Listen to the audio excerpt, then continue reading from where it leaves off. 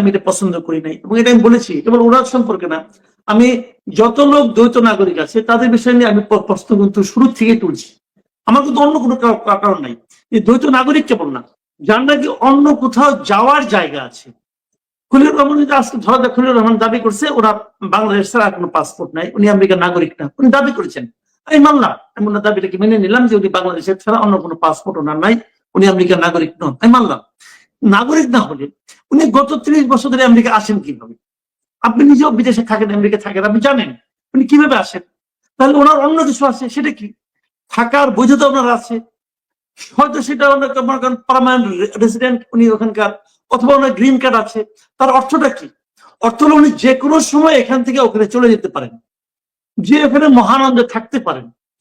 আমি কিন্তু এই বিষয়টার আপত্তি করি, আমার অন্য কিছু না। এই বিষয়টা আপত্তি কেন? যে আপনি যখন চলে যাবেন, আপনি এনে আকাম করলেন, আকাম করার পর আপনি চট করে চলে গেলেন, আপনাকে আমি ধরতে পারলাম না তো। যে কারণে 2001-এর যে ট্রেজিক ঘটনার কথা আপনি বললেন, ওই ঘটনা যখন হয়েছে, ঘটার পরে উনি কিন্তু চট করে চলে গেছেন আমেরিকাতে। তখনও কিন্তু ওনার চাকরির মেয়াদ ছিল, ওনার কিন্তু চাকরির মেয়াদ শেষ হয় নাই। উনি তো লতিফুর রহমান সাহেবের পিএস ছিলেন, PS1 ছিলেন, এবং লতিফুর রহমান তো ওনার ভাইরা সম্পর্কে নিকট আত্মীয়। উনি কিন্তু লতিফুর রহমানের ওই দায়িত্বটা শেষ না করেই কিন্তু চলে গেছেন। তার মানে প্রধান উপদেষ্টার PS1 চাকরির মেয়াদ শেষ না করে চলে যাওয়া, এটাও তো এক ধরনের অপরাধ আমি মনে করি।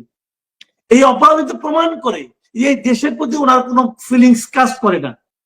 উনি তো দায়িত্ব নিয়ে এসেছিলেন, উনি তো চলে গেলেন।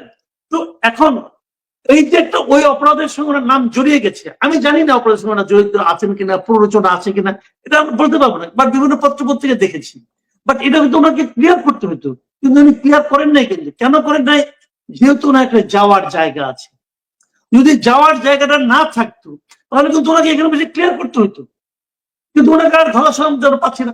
আমি এই জন্যই বলেছি, যাদের বিদেশে আরেকটা পা রাখার জায়গা আছে সেই লোকগুলিকে দেশের রাষ্ট্রীয় নীতি নির্ধারণী পদে বসানো উচিত না। এটা হলো আমার বক্তব্য, আমি এটা মনে করি।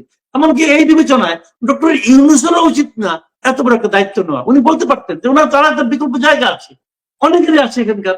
এটা উচিত না, এটা একদমই উচিত না।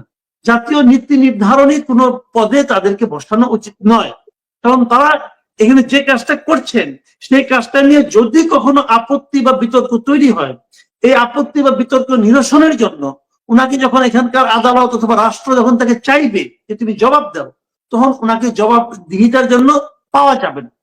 যেমন আওয়ামী লীগের অনেককেই পাওয়া যাচ্ছে না এখন। কেন পাওয়া যাচ্ছে না? তারা চলে গেছে, তো তাদের তো যাওয়ার জায়গা আছে, সবারই দুই পা দুই জায়গায়।